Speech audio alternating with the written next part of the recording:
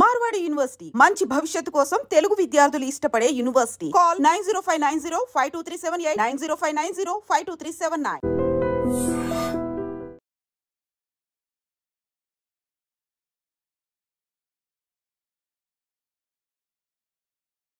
తర్వాత అక్కడ నుండి ఇక్కడ 2 years పైన ఉన్న 2.5 years. మళ్ళీ 2023 ఆగస్ట్లో ప్రమోషన్ వచ్చింది ఇన్స్పెక్టర్గా. ఇన్స్పెక్టర్ ప్రమోషన్ అప్పుడు మళ్ళీ మదనపల్లి తాలూకాకి వెళ్ళాను. అక్కడ ఎంతకాలం చూసారు మదనపల్లి? మదనపల్లి తాలూకా అంతే ఎలక్షన్ ఒక 9 months అరౌండ్. అక్కడ నుండి మళ్ళీ ఇక్కడికి వచ్చి. ఓకే సార్, మదనపల్లిలో మీరు ఎక్కువ చేసిన కార్యక్రమాలు కాలేజ్ స్టూడెంట్స్ ఇంటరాక్ట్ అవ్వడం, కాలేజీలకు వెళ్ళడం, స్కూల్స్కి వెళ్ళడం, అంటే యూత్ని ఎందుకు మీరు టార్గెట్ చేశారు? అంటే నెక్స్ట్ వాళ్ళతో నడపదానక, లేదంటే వాళ్ళు చెడు మార్గంగా వెళ్లకుండా ఉన్నానక?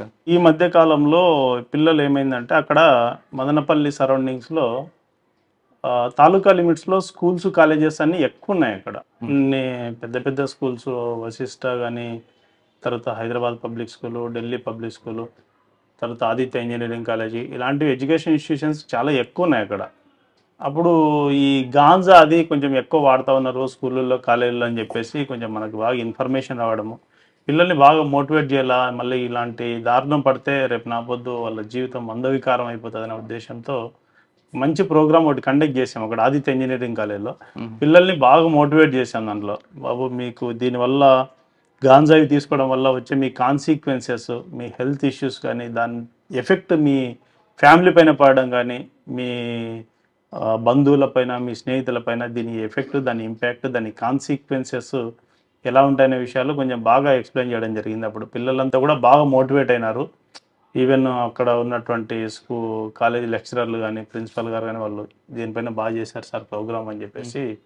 మా రామ్మూర్తి, మా మిత్రుడు ఉన్నాడు హెడ్ కానిస్టేబుల్, అక్కడ మేమంతా కలిసి అక్కడ చేసాము. బాగా మంచి ప్రోగ్రామ్, బాగా సక్సెస్ అయింది అన్నమాట ఆదిత్య కాలేజ్లో. అంటే మీరు మోటివేషన్ చేయడం అంటే ఒక ఎగ్జాంపుల్ తీసుకొచ్చి చెప్పడం కూడా ఉందా? అంటే అక్కడ చాలా విషయాలు చెప్పాము అంతే ఆ ప్రోగ్రాంలో. అంటే ఇట్లా జరగడం వల్ల కొన్ని ఎగ్జాంపుల్స్ కూడా తీసుకొని చెప్పాం దాంట్లో. వీళ్ళు ఇట్లా పలానోళ్ళు ఇలా ఉండేటోళ్ళు, వాని వల్ల ఇట్లా జరిగిపోయింది, ఇలా జరగడం వల్ల వాళ్ళంతా కూడా వాళ్ళ లైఫ్ ఇట్లా అయిపోయిందని చెప్పేసి చేసి వాళ్ళకంతా పిల్లలకంతా కొంచెం ఎగ్జాంపులర్గా తీసుకొని పోయేసి చెప్పాము. పిల్లలు మార్పు వచ్చింది మీరు అనుకున్నారా, లేదా మీరు చెప్తున్నప్పుడు వింటూనే ఉన్నారా? పిల్లలకి బాగా అర్థమైంది. అంటే దాన్ని ఇప్పుడు చెప్పినప్పుడు అందరూ విన్నట్టనే ఉంటారు, కానీ అందులో కొంతమంది మాత్రమే అర్థం చేసుకుంటారు, అందులో కొంతమంది మాత్రమే ఆచరణలోకి వెళ్ళిపోతారు. అందరూ విన్న వాళ్ళంతా కూడా సక్సెస్ అవుతారని చెప్పేసి మనం అనుకోలేము. బట్ అట్లీస్ట్ సోషల్ రెస్పాన్సిబిలిటీగా మన దగ్గర మన బాధ్యత అయితే మనం చేయాల్సింది. ఓకే సార్, మదనపల్లిలో మీరు ఆ వాళ్ళని టార్గెట్ చేయడం వెనక మీకు మెయిన్ ఛాలెంజ్ అక్కడే వచ్చిందా, లేదా వేరే క్రైమే ఉంది అక్కడ? అంటే క్రైమ్ లేక వీళ్ళు టార్గెట్ చేశారు? క్రైమ్ లేక ఏమన్నా ఆడ ఫుల్ క్రైమ్ రిపోర్టింగ్ చాలా ఎక్కువ ఉంటుంది, కేసెస్ కూడా అక్కడ. అందులో more over election crime reporting బాగా ఎక్కువ ఉంటుంది, కేసెస్ లేక ఏం కాదు కానీ. బట్ ఇది ఒక సోషల్ రెస్పాన్సిబిలిటీ కింద తీసుకోవడము. తర్వాత హైర్ ఆఫీసర్స్ బాగా గుర్తుండిపోయిన కేసు చెప్పండి. మదనపల్లిలో ఒక మర్డర్ కేసు ఉంది, వాడు జైల్లో ఉన్నాడు. ఏది ఒకటి మర్డర్ కేసు ఉంది, వాడు జైల్లో ఉన్నాడు అన్న. సిఏ గారు భార్యని చెప్పింది, సిఏ గారు అది కాదు, అప్పటికి వచ్చేసాను నేను. ఒక అన్నోన్ డెడ్ బాడీ ఒక కేసు చేశాను నేను. అది ఒక lady literally she's a just like beggar. ఆమె ఒక December 13th అనుకుంటుందా, December 13th ఒక అన్నోన్ ఫీమేల్ డెడ్ బాడీ దొరికింది మాకు అక్కడ తట్టివారిపల్లి చెరువు కట్ట దగ్గర. ఆ డెడ్ బాడీ దొరికినప్పుడు ఆ డెడ్ బాడీ చూస్తేనే అది మాకు అప్పుడే డౌట్ వచ్చింది, ఇది ఏదో జరిగినట్లనే. సార్కి చెప్పాము, ఎస్పీ గారికి చెప్తే సరే సస్పీషియస్ డెత్ కింద కేసు రిజిస్టర్ చేయండి అని చెప్పేసి చెప్పారు. సస్పీషియస్ కింద కట్టాము, మళ్ళీ సూన్ ఆఫ్టర్ పిఎంసీని బేస్ చేసుకొని ఆల్టర్ చేసుకోవచ్చు అని చెప్పేసి. మళ్ళీ దాని తర్వాత ఆమె ఎవరు అనే దాని విషయంగా అవన్నీ కలెక్ట్ చేసుకున్నాం మేము. ఎక్కడ మా బార్డరింగ్ డిస్ట్రిక్ట్స్లో ఉన్నటువంటి అన్ట్రేస్డ్ ఉమెన్ మిస్సింగ్ కేసెస్ అన్నీ కూడా ఆ ఏజ్ గ్రూప్లో లెస్సార్ మరొక 5 years అటు 5 years ఇటు ఉన్నటువంటి కూడా గ్యాదర్ చేసాం. అవన్నీ కూడా గ్యాదర్ చేసుకొని వాటి ఆధారంగా మేము ఎక్కడెక్కడైతే ఈ టైప్ ఆఫ్ ఉన్నాయో రీసెంట్గా అక్కడ అన్ని ఏరియాలో వెళ్ళి సర్చ్ అది ఎక్స్చేంజ్ చేయించాము ఇంటెలిజెన్స్, ఇది అది ఏమన్నా మ్యాచ్ అవుతుందని చెప్పేసి. అట్లా కూడా మనకి ఎక్కడ మ్యాచ్మెంట్ దొరకలే. అయితే ఆ బాడీ పైనటువంటి కొన్ని ఆర్టికల్స్ ఏవైతే ఉన్నాయో, ఆ శారీ, ఆ పెట్టికోటు, జాకెట్ అవే ఉన్నాయి మనకి. పెద్ద ఆర్టికల్స్ కూడా ఏం దొరికింది అక్కడ సీన్లో. జస్ట్ వాటినే పాంప్లెట్స్ వేసేసి ఆమె చనిపోయిన ఆమె జస్ట్ లైక్ ఈ మీద ఒక below middle class level BPL family లాగా అనిపించింది. కొంచెం ప్రామినెంట్ ఏరియాలంతా కూడా మేము అడ్వర్టైజ్ చేసాము, అన్ని కూడా పాంప్లెట్స్ పంపించేసి టీమ్స్ పెట్టేసి హాస్పిటల్స్, పబ్లిక్ గ్యాదరింగ్ ప్లేసెస్, ఈ రైల్వే స్టేషన్లు, బస్ స్టాండ్, ఆర్టీసీ బస్ స్టాండ్లు అవి ఇవి చూస్తే ఈ బస్ స్టాండ్లలో సాయంత్రం పూట వెతికిస్తాంటాం. ఎందుకంటే పగలంతా గుజరి ఏరుకుంటే రాత్రి పడుకునే షెల్టర్ జోన్ లాగా బస్ స్టాండ్ దగ్గరికి వస్తూ ఉంటాయి మదనపల్లిలో. అక్కడ వాళ్ళకి చూపించాము ఇవన్నీ, ఇది ఎవరన్నా చూసారా ఇది అంటే అందులో ఎవరో కొందరు చిన్న ఐడెంటిఫికేషన్ చెప్పారు, ఈ శారీ పలానా పాప కట్టుకునేది, పలానా లక్ష్మి కట్టుకునేది అని చెప్పేసి అట్లా చెప్పారు. ఓకే ఆమె ఏం పని చేసేది ఏమి అంటే ఆమె గుజిరి ఏరుకుంటుంది బస్ స్టాండ్, రైల్వే స్టేషన్ చుట్టుపక్కల పేపర్లు, plastic empty water bottles, surrounding ఇలాంటివన్నీ ఏరుకొని వేస్తుందని. సరే పోనీ నెక్స్ట్ ఎక్కడ వేస్తుంది ఇవన్నీ పేపర్లు అవన్నీ అంటే ఇవన్నీ కూడా పలానా గుజిరి షాప్లో వేస్తుంది అని చెప్పేసి చెప్పారు. మళ్ళీ అక్కడ గుజిరి షాప్ దగ్గరికి వెళ్ళినాం, వాళ్ళతో మాట్లాడినాం, ఎవరు హూయిషి ఈ బట్టలు పెట్టుకునే టైమే మీకు ఇక్కడికి వస్తుందంట కదా, ఆమె పేరు పలానా పలానా, మీరు ఇచ్చేటోళ్ళకి ఆధార్ కార్డులు ఇవన్నీ ఇస్తారు కదా మీ దగ్గర, మీరు పెట్టుకుంటారు, మెయింటైన్ చేస్తారు కదా, అట్లీస్ట్ అవి ఇవ్వండి మాకు ఆధార్ కార్డులు అని చెప్పేసి చెప్పాం. తీస్తే అందులో ఒక అమ్మాయిది ఒక ఆధార్ కార్డు వచ్చింది. మళ్ళీ నెక్స్ట్ వాళ్ళ అడ్రస్ చూస్తే తవలము పక్కన నిమ్మన్పల్లి మండలం. ఆ తవలంకి వెళ్ళేసి మళ్ళీ అక్కడ కూడా ఎంక్వైరీ చేయించాం. ఎంక్వైరీ చేపిస్తే ఆమె పేరు ఇక్కడ పిలుచుకునే పేరు లక్ష్మీనగా, అందులో భూదేవి, కత్తి భూదేవి అని పేరు. ఆ భూదేవి తీసి ఆమె ఆధార్ కార్డు తీసి మళ్ళీ సచివాలయంకి వెళ్ళి ఆమెకి ఇది మంత్లీ పెన్షన్, గవర్నమెంట్ పెన్షన్ వచ్చేదే కదా వీడియో, అవన్నీ వెరిఫై చేసి అవన్నీ కూడా కరెక్ట్ ఉన్నాయి, మ్యాచ్ అయిపోయింది. మళ్ళీ నెక్స్ట్ వాళ్ళ పిల్లలకి వాళ్ళకి ఇంటిమేషన్ ఇచ్చాం. దీని తర్వాత మళ్ళీ సీన్లోకి వచ్చి మళ్ళీ బస్ స్టాండ్లో ఈమె పలానా ఆమె కన్ఫర్మ్ అయిపోయింది, ఈమె ఎక్కడ ఉంటుంది, ఎవరితో ఉంటుంది, ఎవరితో తిరుగుతుంది అని చెప్పేసి ఇవన్నీ కూడా మళ్ళీ ఎంక్వైరీ చేస్తే ఒక శ్రీనివాసులు అనే ఒక అతని పేరు బయటకు వచ్చేసింది. ఎవరు వాడు ఏం కదా అని చెప్తే మళ్ళీ తర్వాత చాలా కొద్ది రోజుల్లోనే మళ్ళీ వాడిని అప్రిహెండ్ చేయడం జరిగింది. మళ్ళీ అప్రిహెండ్ చేస్తే వాడు ఈమె బాగా సావాసంలో ఉంటూ బాగా క్లోజ్గా ఉండి ఈ మధ్యకాలం జస్ట్ ఇంకా డైలీ వాళ్ళు ఇవన్నీ పేపర్లు ఏరుకునేది, వాటర్ బాటిల్స్ ఏరుకునేది, గుజిరీలు వేసుకొని ఇట్లా చేసుకుంటున్నారు. దాని తర్వాత ఈమె ఏదో వేరే వాళ్ళ వైపు చూసిందని చెప్పేసి ఆమెకి వీనికి కొంచెం మాట పెరిగింది. ఎందుకు పెరిగిందంటే నీవు నాతో ఉన్నావు కదా, నువ్వెందుకు వాళ్ళ వైపు చూసావంటే నేనేమి నీకు కట్టుకునే భార్యని కాదు కదా, నువ్వెందుకు నా మీద అంత అధికారం చెలాయిస్తున్నావు అని చెప్పేసి నన్నే ఎదురు మాట్లాడతామని చెప్పేసి వీడు ఆమెను ఒకటి రెండేళ్ళు వేయడం, ఆమె ఏదో కట్టె తీసుకొని కొడితే నన్నే కొడతామని చెప్పి వాడు చంపేసి తాయి తీసుకొని. అది బాగా ఇంట్రెస్టింగ్ కేసు అనిపించింది. జైల్లో అన్నోన్ డెడ్ బాడీ అయినప్పటికీ కూడా. సార్ ఆ కేసులో అన్నోన్ డెడ్ బాడీని మీరు 174ని 302 చేశారు. ఎస్, అది మర్డర్ ఫర్ గెయిన్ అయింది. తర్వాత రేప్ కూడా ఏం జరిగిందా? రేప్ లేదు 302. ఆ కేసులో కన్విక్షన్ వచ్చే విధంగా మీరు ఏమైనా ప్రాపర్ గా చేశారా ఇన్వెస్టిగేషన్? 100% కన్విక్షన్ వస్తుంది. 100% పిఎం రిపోర్ట్ అన్ని కూడా బాగా సైంటిఫిక్ ఎవిడెన్స్ కూడా బాగా గ్యాదర్ చేసాము. ఇన్వెస్టిగేషన్ కూడా బాగా లైన్ ఆఫ్ ఇన్వెస్టిగేషన్ బాగా వచ్చింది అందులో. అంటే పిల్లలు మీరు టార్గెట్ చేస్తారు ఇప్పుడు ఎక్కువగా, డ్రగ్స్ కోసం వెళ్తున్నారు, తర్వాత సైబర్ క్రైమ్, అది మీరు 3 ఉంటాయి ఎక్కువ కూడా జరుగుతుంది, సైబర్ క్రైమ్, ట్రాఫిక్, డ్రగ్స్. ఈ మూడిట్లో మీరు బాగా నచ్చింది ఏదంటే? ట్రాఫిక్ కూడా. ఎందుకంటే ఇట్లయితే వాళ్ళని కొంత మోటివేట్ చేస్తాము, కొంతమంది మారిపోతారు ఉంటారు. కానీ ఈ ట్రాఫిక్ అన్నది మనకు ప్రతిరోజు చర్య, ఇది ప్రతిరోజు చర్య. ఎర్లియర్గా ప్రతి ఇంట్లో ఎక్కడో ఒక మోటార్ సైకిల్ ఉండే, అంటే మేము చిన్నప్పుడు అయితే ఊర్లో అయితే 1-2 మోటార్ సైకిల్ ఉండేవి అంతే, ఊరంతా కలిపితే కూడా. ఇప్పుడు ఇంటికి 3 అంతే. రోజులు మారే కొద్ది ఏమవుతుంది అంటే సారు ఒక బండి తీసుకుంటాడు, మళ్ళీ సారు కొంచెం స్టేట్ పెరిగితేనే పిల్లలు ఉన్నారు కదండి మనం ఏడపోతాం బయటకు పోలేమంటేనే అవు కదా అని చెప్పేసి మళ్ళీ ఒక 4-వీలర్ తీసుకుంటారు. మరి పిల్లలు పోవాలి కదా, బాబు కాలేజీ అంటే మళ్ళీ వానికోసం ఒక మోటార్ సైకిల్ తీసిస్తారు, పాప కాలేజీ అంటే ఆ పాపకు స్కూటీ తీసి ఇచ్చేస్తారు. ప్రతి ఇంట్లో 3 బండ్లు 4 బండ్లు యావరేజ్గా ఉన్నాయి ప్రతి చోట.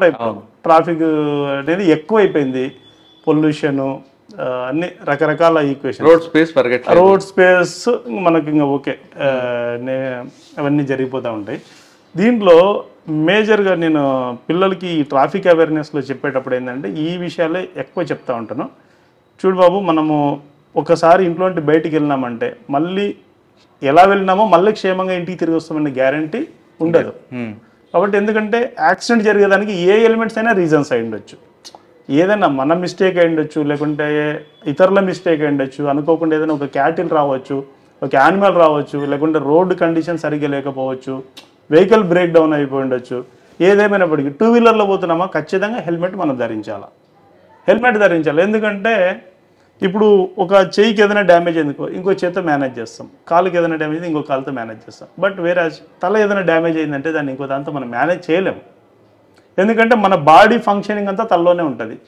ఐస్ అండి మోర్ ఇంపార్టెంట్. మనకి ఐస్ లేకుండా ప్రపంచాన్ని చూడలేము. చెవులు, మన ఫంక్షనింగ్ అంతా కంట్రోల్ చేసి మన బ్రెయిన్, ఇవన్నీ కూడా తలలోనే ఉంటాయి. మనకు యాక్సిడెంట్ సింపుల్ అండి. ఒక మొబైల్ కొంటాము, మొబైల్ కొన్న వెంటనే అది 5,000, 10,000, 20 ఎంత అయ్యుండొచ్చు.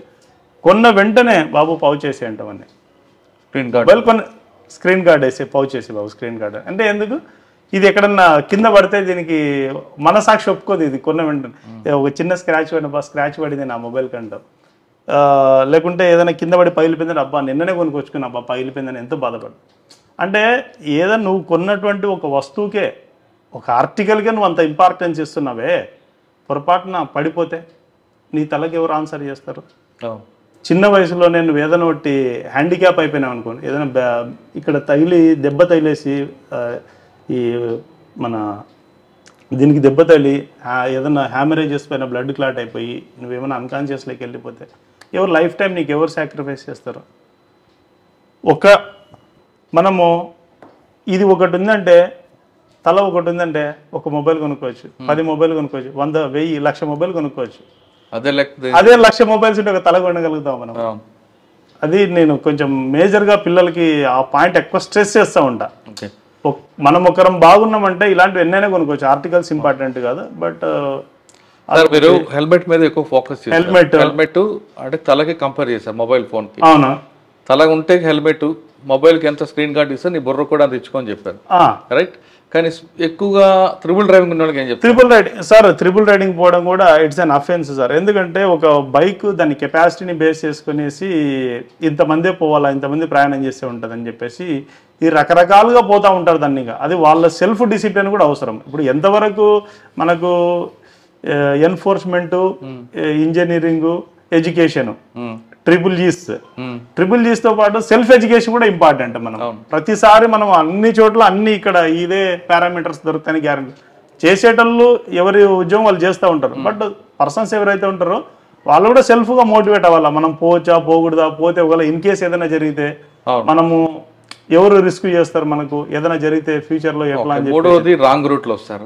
రాంగ్ రూట్లో అది ఇవన్నీ సెల్ఫ్ డిసిప్లిన్. ఇంకా ప్రతిదాని ఇప్పుడు ఇక మనం కూడా చేయబడిన వాటికన్నీ చేసేస్తాం. అన్నీ కూడా ఇట్లా రాకూడదు అంటాము.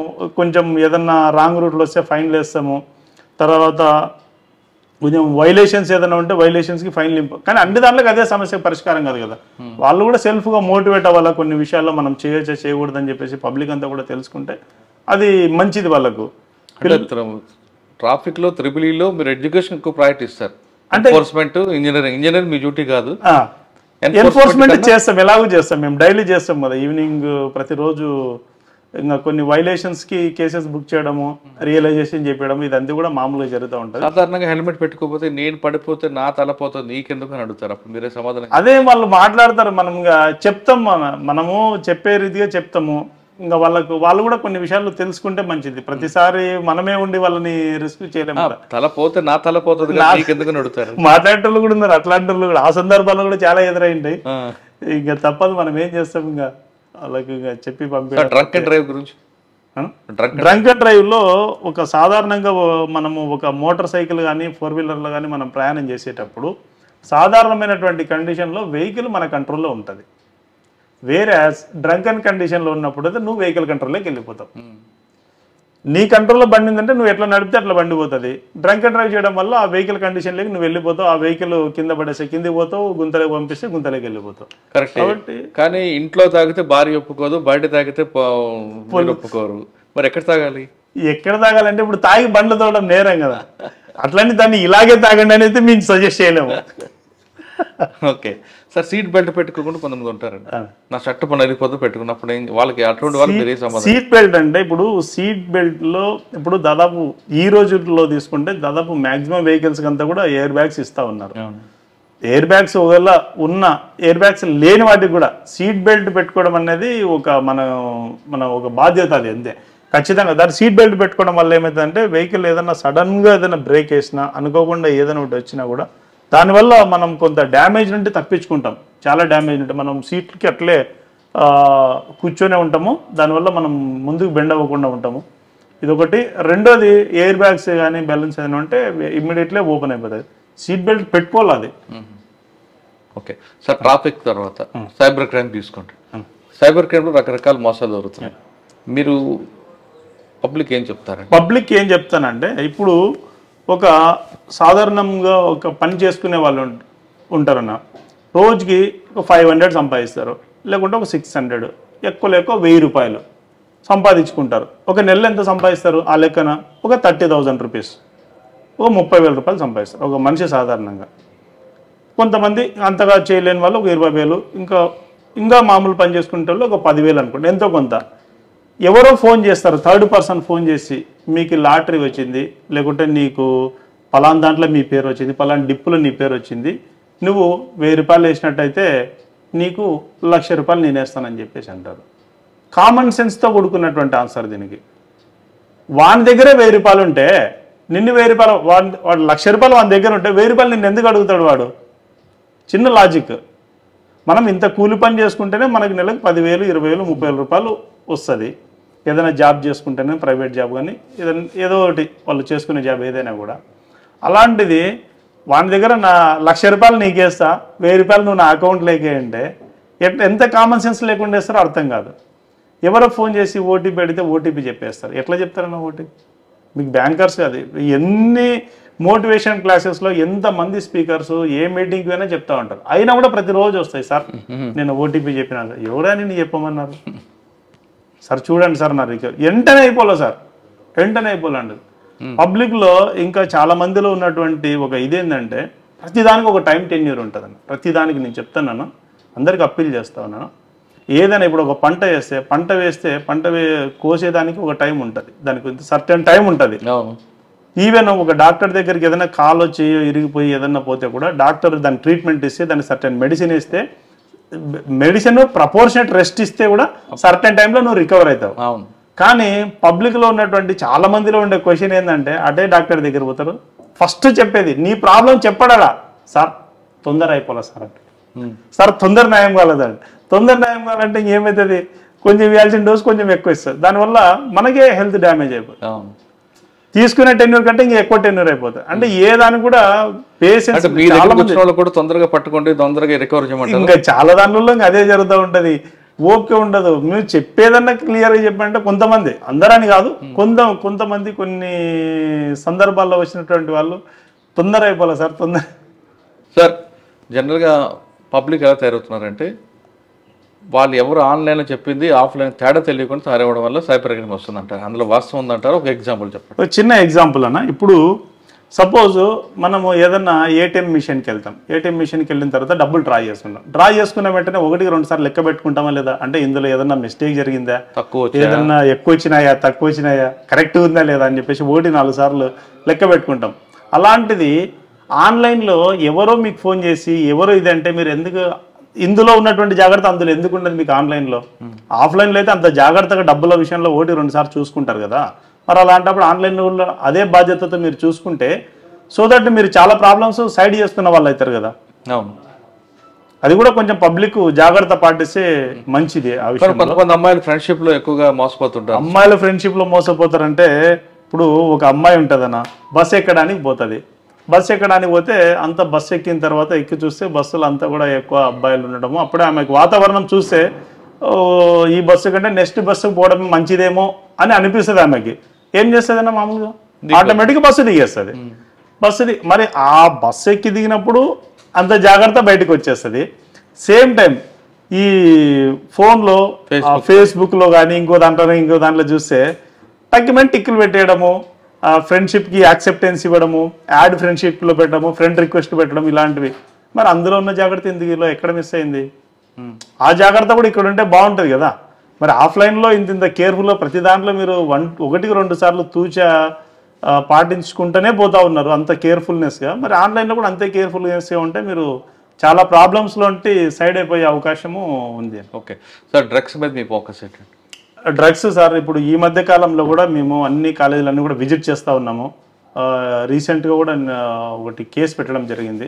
డ్రగ్స్ అంటే బిఫోర్ నేను మదనపల్లిలో ఉన్నప్పుడు డ్రగ్స్ లాస్ట్లో రిలీవ్ అయ్యి వచ్చే టైంలో ఒక 12 మంది పిల్లల పైన కేసు పెట్టి అందరూ రిమాండ్ చేసేసినాం.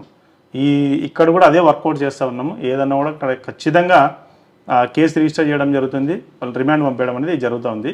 మరోవర్ కొంచెం కాలేజీల్లో స్కూల్లో విజిట్స్ రెగ్యులర్ విజిట్ చేస్తాను, వాళ్ళందరినీ కూడా బాగా మోటివేట్ చేసి ఆ దారిన పడకుండా పిల్లల్ని సైడ్కి తీసుకొచ్చే దిశగా సోషల్ రెస్పాన్సిబిలిటీ తీసుకున్నాం. ఓకే సార్, మీరు 2009లో వచ్చినప్పుడు అనంతపురంకి 2025 వచ్చి అనంతపురంకి తేడా వచ్చిందా? పబ్లిక్లో చాలా తేడా ఉంది. అప్పుడు ఉండేది ఇప్పటికి చాలా మారిపోయింది, చాలా మారిపోయింది. అంటే పబ్లిక్ యాటిట్యూడ్ మారిందంటారా, క్రిమినల్స్ యాటిట్యూడ్ మారిందంటారా? అన్ని మారినాయి, క్రిమినల్స్ కూడా తగ్గినారు, ఫ్యాక్షన్ తగ్గింది అనుకుంటా. కానీ క్రైమ్ ఏముంది ఇక్కడ? క్రైమ్ ఏముంటుంది ఇక్కడ? క్రైమ్ అంటే ఇక్కడ మేజర్గా క్రైమ్స్ కొంచెము ఈ ప్రాపర్టీ అఫెన్సెస్ అవి కొంచెం అవుతూ ఉంటాయి అప్పుడప్పుడు, కొంచెం యాక్సిడెంట్లు అవి అప్పుడు కూడా అప్పుడప్పుడు అంతే. ఇంకా మేజర్ క్రైమ్స్ అంటే ఇంకా మామూలుగా మా లిమిట్స్లో అంతే. వేరే ఇప్పుడు కొత్త ఎస్పీ గారితో ఎలాగుంది? చాలా బాగుందండి. Young officer, IPS officer. అవును, చాలా మంచి ఆఫీసరు. ఏదన్నా కూడా ఇన్స్ట్రక్షన్స్ క్లియర్గా ఉంటాయి. సేమ్ టైం ప్రపోర్షనేట్గా డ్యూటీ చేయాలంటారు. ఇన్స్ట్రక్షన్స్ మాకు ఎప్పటికప్పుడు క్లియర్గా వస్తాయి కాబట్టి అకార్డింగ్లీ మేము డ్యూటీ పర్ఫామ్ చేస్తాం. మంచి ఆఫీసర్, ఏదన్నా చెప్తే కూడా వింటారు. ఫస్ట్ మేము చెప్పే మా రిక్వెస్ట్ ఏదన్నా ఉంటే కూడా ఓపిక్గా వింటారు సార్. ఎంతసేపు అయినా కూడా చెప్పొచ్చు సార్కి. అచ్చా, అంటే కింద వాళ్ళ అభిప్రాయం తీసుకుంటాడు ఆయన? తీసుకుంటారు. అంటే ఏదన్నా విషయం గురించి సార్ కాల్ చేసినప్పుడు కానీ లేకుంటే మేము కాల్ చేసినప్పుడు కానీ ఏదన్నా విషయం ఉంటే ఆ విషయం డీటెయిల్డ్గా సారు చెప్పేంత వరకు వింటారు. దాని తర్వాత మళ్ళీ మాకు దీనిపైన ఇలా వెళ్ళండి ఇలా వెళ్ళండి అని చెప్పేసి మళ్ళీ ఇన్స్ట్రక్షన్స్. సార్ ఫైనల్గా చెప్పండి, ఈ డిపార్ట్మెంట్ రావాలనుకున్న వాళ్ళకి మీరు ఇచ్చే మెసేజ్ ఏంటి? మంచి డిపార్ట్మెంట్, మంచి సర్వీస్ చేయొచ్చు మనము. డిపార్ట్మెంట్లో దేవుడు సర్వీస్ చేసే చాలా వాటిల్లో పోలీస్ డిపార్ట్మెంట్ కూడా ఒకటి, అందులో సందేహం అయితే లేదు. 100% హార్ట్లీ వెల్కమ్ ఎవరు నా డిపార్ట్మెంట్లోకి వచ్చి జాబ్. ఎందుకంటే ఈ డిపార్ట్మెంట్లో జాబ్ చేయాలంటే కొన్ని ఖచ్చితంగా స్పెసిఫిక్గా ఎలిజిబిలిటీస్తో పాటు ఖచ్చితంగా సర్టెన్ క్లియరెన్సెస్ ఉంటాయి. మనము గ్రూప్ 1 గ్రూప్ 2 ఎగ్జామ్కి మనం ఎగ్జామ్ ప్రిలిమినరీ ఎగ్జామ్ రాస్తాము, మెయిన్స్ రాస్తాము, సెలెక్ట్ అయిపోతాము నెక్స్ట్. కానీ ఇందులో అట్లా కాదు, ప్రిలిమ్స్ అయిపోతేనే మళ్ళీ గ్రౌండ్ ఈవెంట్స్ ఉంటాయి. గ్రౌండ్ ఈవెంట్లో హైట్ కానీ చెస్ట్ మెజర్మెంట్స్, బాయ్స్కి అయితే చెస్ట్ మెజర్మెంట్స్, మళ్ళీ రన్నింగ్ 6 రన్నింగ్ ఉంటుంది, లాంగ్ జంప్ ఉంటుంది. వీటన్నీ క్లియర్ చేస్తే మళ్ళీ మెయిన్స్ ఎగ్జామ్ ఉంటుంది. వాటిలో క్వాలిఫై అయితేనే మళ్ళీ మీకు జాబ్. కానీ వేరేజ్ మనకు గ్రూప్ 2 కానీ గ్రూప్ 1 అవి వేరే కదా. మనకు ఈ పోలీస్ రిక్రూట్మెంట్ పోలీస్ యూనిఫామ్ వేసుకుని డబ్బులు వస్తాయని కొంతమంది వస్తారు, అటువంటి వాళ్ళకి ఏం చెప్తారు? లేదు, అది రాంగ్. అది అంటే డబ్బులు వస్తాయనేది వాళ్ళ ఊహలో వాళ్ళు ఉంటారేమో కానీ అది కరెక్ట్ కాదు. బాగా మంచి సర్వీస్ చేయొచ్చు పోలీస్లో ఉంటే, పోలీస్లో బాగా సర్వీస్ చేయొచ్చు. మనము day to day updates service చేయాలనుకున్న వాళ్ళకి బెస్ట్ ప్లాట్ఫామ్ 100%. ప్రజలకు సేవ చేయాలంటే మిగతా డిపార్ట్మెంట్లతో పోటీ చేస్తే పోలీస్ డిపార్ట్మెంట్ బెస్ట్ అంటున్నారు శేఖర్ గారు. ఆయన చెప్తున్నట్టుగా ఈ డిపార్ట్మెంట్కి వస్తే ఎక్కడ అన్యాయం జరుగుతుందో ప్రశ్నించే వాళ్ళకి మీరు ఆధారంగా ఉంటారు, అన్యాయం బాధితులకి మీకు అండగా నిల్చుంటారు. కాబట్టి ఖచ్చితంగా పోలీస్ డిపార్ట్మెంట్ రండి, ప్రజలకు సేవ చేయండి అంటూ శేఖర్ గారు చెప్తారు. అన్నిటికన్నా ఇంపార్టెంట్ ఆఫ్లైన్ ఆన్లైన్. ఆఫ్లైన్లో ఎంత జాగ్రత్తగా ఉంటారో మీరు ఆన్లైన్ కూడా అంతే జాగ్రత్తగా ఉంటే సైబర్ క్రైమ్కి చెక్ పెట్టచ్చు అంటూ శేఖర్ గారు చెప్తున్నారు. ఇది శేఖర్ గారితో ఎక్సలెంట్ ఇంటర్వ్యూ. వచ్చే వారం మరో కృష్ణ మళ్ళీ కలుద్దాం. నమస్తే, థ్యాంక్ యూ అండి. Thank you sir, thank you.